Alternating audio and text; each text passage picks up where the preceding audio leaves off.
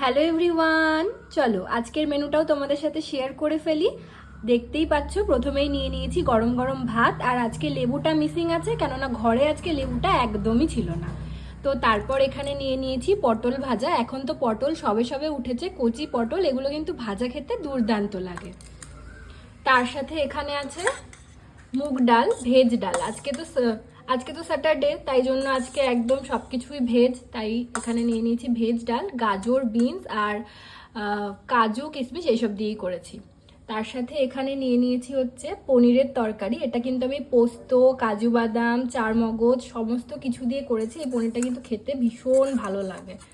এই যে, তার সাথে এখানে আছে স্যালাডের মধ্যে শুধু গাজর, আজকে শসাটাও ছিল না। তো এই হচ্ছে আমাদের দুপুরের আজকের মেনু স্যাটারডে। তো চলো খাওয়া দাওয়া করে নিই। আর তোমাদের ভিডিওটা কেমন লাগলো অবশ্যই কমেন্ট করে লিখে জানিও, ভালো লাগলে লাইক করো। চলো বাই।